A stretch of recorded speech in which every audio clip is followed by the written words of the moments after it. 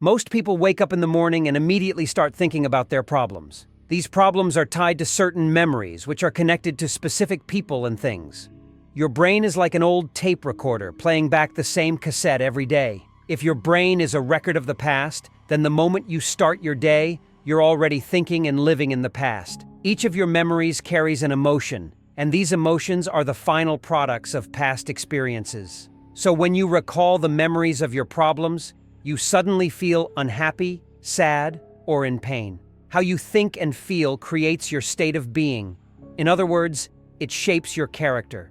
If your entire state of being is rooted in the past when you start your day, it means your past will sooner or later become your future. For example, something that happened yesterday made you angry. Today, you wake up and think about it, feeling angry again. Do this for 2 days, and people will think you're having a bad day. Continue for a week, and people will think you're in a bad mood. If this goes on long enough, anger will become part of your character, and you'll be known as someone who is always angry. Your thoughts influence your destiny. If you keep thinking in the past, you'll keep creating the same life. Without realizing it, you're stuck in a cycle, constantly recreating the life you don't even like. Here's how it usually happens.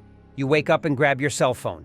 You check Instagram, WhatsApp, read a few emails or texts, then check the news. Now you feel connected to everything known in your life. After that, you go through a series of routine behaviors. You get out of bed on the same side, go to the toilet, get a cup of coffee in your favorite mug, take a shower, get dressed, and take the same bus or drive to work the same way. At work, you see the same people who push the same emotional buttons. When work is done, you hurry back home to do the same things all over again the next day. This routine becomes like a computer program, and you lose your free will to this program. By the time we're 35, 95% of who we are is a memorized set of behaviors, emotional reactions, unconscious habits, hardwired attitudes, beliefs, and perceptions that function like a program. You might consciously say, I want to be healthy, happy, and free, but your body is run by a different program. This pits your 5% conscious mind against your 95% subconscious mind. It's like an average person competing against an Olympic powerlifter.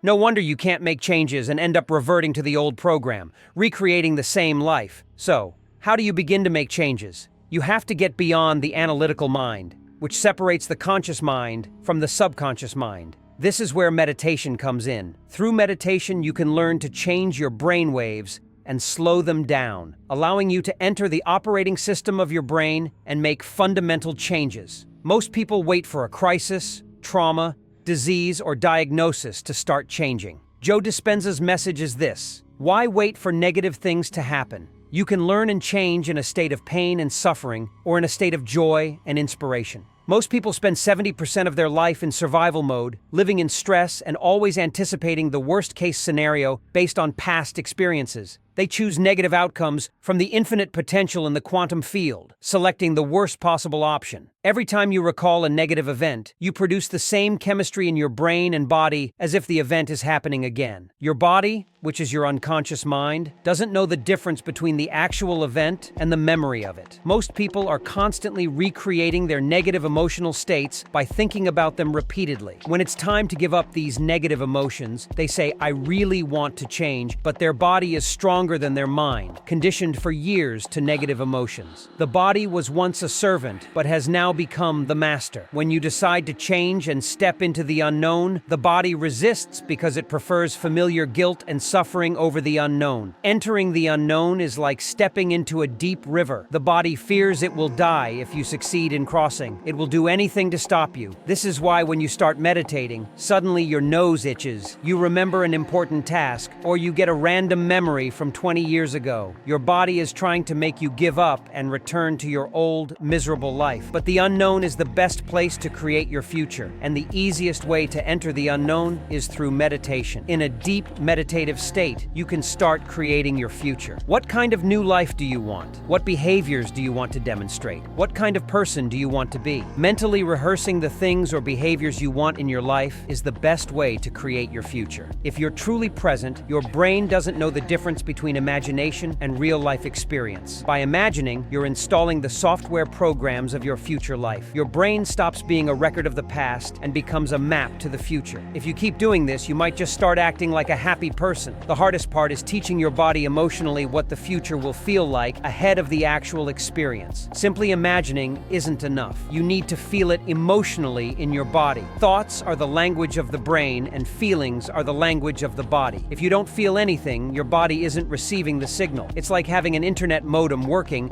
but your phone's Wi-Fi turned off. The moment you start feeling the emotions of your thoughts, you're connected and can start downloading your future life. You don't need to wait for success to feel successful. You don't need to wait for wealth to feel abundant. You don't need to wait for a new relationship to feel love. According to the quantum model of reality, the moment you start feeling abundant and worthy, you're generating wealth. The moment you start to feel it, you're stepping toward your future. You become the creator of your future, instead of living as a victim and blaming your circumstances. Many people are victims of their negative thoughts from the past. Most don't realize that just because you have a thought, it doesn't mean it's true. On average, you think 60,000 to 70,000 thoughts a day, 90% of which are the same as the day before. If your thoughts shape your destiny, your life won't change much because the same thoughts lead to the same choices, which lead to the same behaviors, experiences, and emotions. This is why meditation is crucial. It helps you become aware of how you think, act, and feel. The more conscious you are, the less likely unwanted thoughts will slip by unnoticed. The word meditation means to become familiar with. As you become familiar with the thoughts, behaviors, and emotions of the old self, you stop letting them influence you.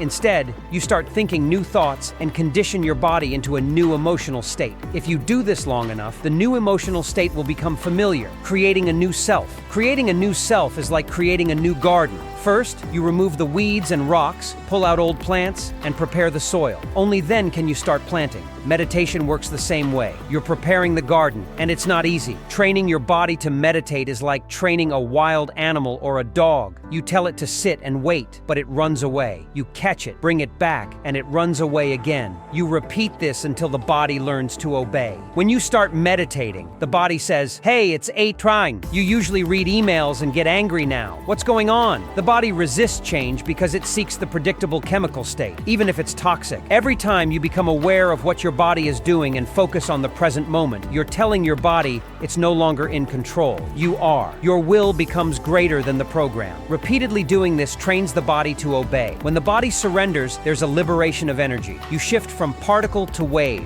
matter to energy, freeing yourself from the chains of familiar past emotions. In just 7 days, you'll start seeing differences. You'll catch yourself more often and avoid reverting to the old, unhappy self. Repeat this process until your future reality becomes your current reality. If you like this video, please subscribe and like the video. I heard it's free.